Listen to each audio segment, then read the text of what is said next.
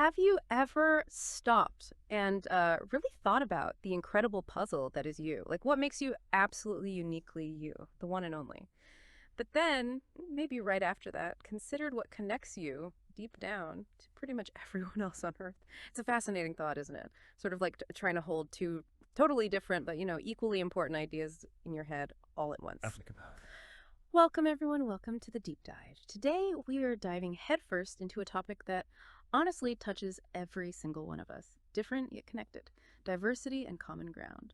Our mission for this deep dive is to explore exactly how our human differences shape who we are, how they make us distinct individuals, distinct communities, and then also how our similarities act like this kind of invisible glue, binding us together even across huge distances. We're going to ask you to think along with us today, maybe look at your own experiences, and maybe even discover a few aha moments about the world around you. It really is such a powerful way to look at things, yeah? Because understanding both what makes us unique and what makes us, well, universally human. It's not just about learning interesting facts. It's almost like getting a superpower for navigating your friendships, your school, your community, even the bigger world out there. It helps us build, stronger connections and see every situation through a richer, more understanding lens. Think of it maybe as your personal guide to becoming a super connector. All right, then, let's unpack this a bit. We hear the word different all the time, right? But when we talk about what makes us different, what does that actually mean? What does it cover? Because it goes way beyond just like how we look on the outside. Okay, for starters, just think about the incredible symphony of languages and dialects spoken all over the globe. I mean, Yeah. from the rapid fire conversations you might hear in a market in Mumbai to quiet storytelling in a remote village somewhere in the Amazon. Each language, Yeah. it's not just words, it's a whole unique way of seeing and describing the world. And then you have our distinct cultural traditions and religions. Picture, like, the vibrant colors of a festival in Brazil, maybe the ancient rituals of a temple in Kyoto, or even the quiet reflection of a Sunday morning service somewhere. Every tradition carries centuries of history, of wisdom, and really unique ways of celebrating life. And of course, our individual identities are so key. That includes everything from our appearance, hair, eyes, how we dress, to our gender, our abilities, like what we're good at, what we might find a bit challenging. And beyond these sort of visible and personal things, it's also about our diverse life experiences and perspectives, where you've lived, challenges you've faced, stories your family tells. All these things shape how you see the world, what you believe, how you react. Hmm. So you take all these elements together. That's what we call diversity. And trust me, diversity isn't just some abstract idea. It's like the secret ingredient in a recipe. It fundamentally influences how societies grow, adapt, evolve. It's this dynamic, ever-changing mosaic. And guess what? You're a piece of it. hmm And what's really fascinating here, if we dig just a little deeper, it's how these differences aren't just like outward expressions. They really shape our internal world, how we think, how we approach problems, even the kinds of questions we just instinctively ask. Imagine a classroom trying to solve a tricky science problem. If everyone thinks the exact same way, well, they might get stuck on one approach, right? But when you have students from different backgrounds who've learned in different ways or who have unique life experiences, they bring completely different angles. One might think visually, another logically, another maybe from a practical, hands-on perspective, this sort of cognitive friction, this beautiful rub of different ideas. That's what sparks innovation. It leads to truly brilliant solutions. It's how societies build stronger, more resilient ideas because they've been tested and shaped by so many different viewpoints. That makes so much sense. It's like if you only ever ate vanilla ice cream. I mean, vanilla's great, sure, but Yeah. imagine all the other amazing flavors you'd be missing out on. Okay, so with all these incredible differences, where do the common threads come in? What actually binds us together, even across these big divides? This is where we find that essential human glue. We're talking about sharing core values, for instance. Things like the importance of fairness. I mean, nobody likes being treated unfairly, right? Universal. Or showing respect for elders, or the deep, unwavering significance of family, however you define family. These are values you find echoed in cultures all over the world. It's also about enjoying similar interests. Maybe you're crazy about a certain sport, or you can't get enough of a particular kind of music, or maybe you're just fascinated by new tech. These interests can connect you instantly to someone thousands of miles away, even if you've never met. And maybe most fundamentally, we all share common human needs. Just think about it. Everyone wants to feel safe. Everyone wants to feel like they belong, like they have a place. And everyone deep down holds some kind of hope for the future, right? For something better for themselves, for the people they care about. These similarities, they really highlight our shared humanity. They connect us at this fundamental level, no matter where we come from, what language we speak, or what our lives look like. It's actually a pretty powerful realization when you stop and think about it. Indeed it is. And if we zoom out just a bit, it's often these shared interests and needs that spark the very first connections between people. They create that initial bridge. I mean, think about it. Almost everyone, regardless of their background, loves a good laugh, right? When they're hanging out with friends. Oh, what do I? Or simply wants a comfortable, safe place to just relax at the end of a busy day. These are truly universal desires. And recognizing them isn't just a nice thought. It's often the very first step in building understanding and empathy.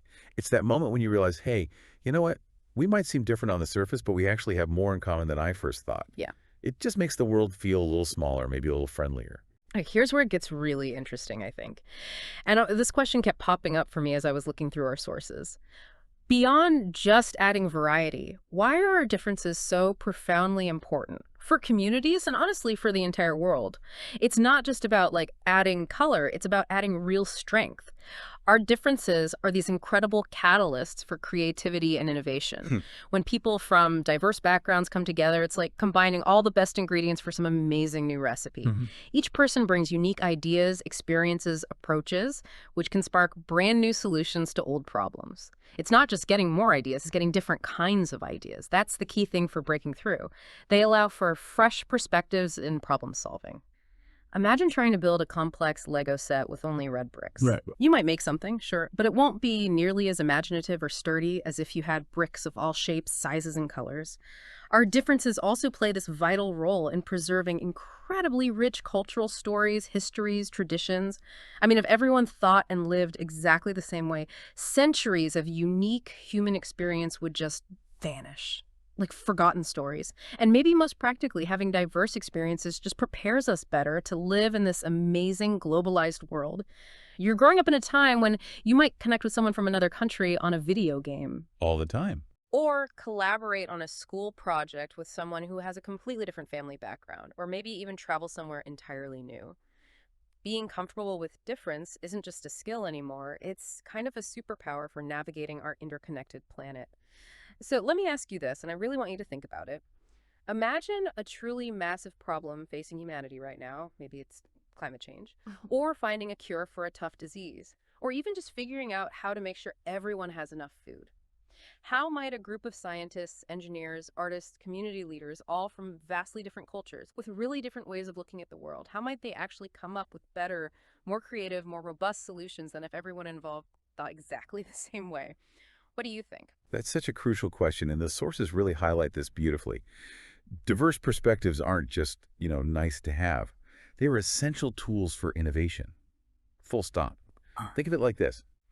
When you're trying to solve a really complex puzzle, having more people looking at it from different angles just means you're more likely to spot the hidden connections, you avoid blind spots, and ultimately you find a solution that actually works for more people. Right.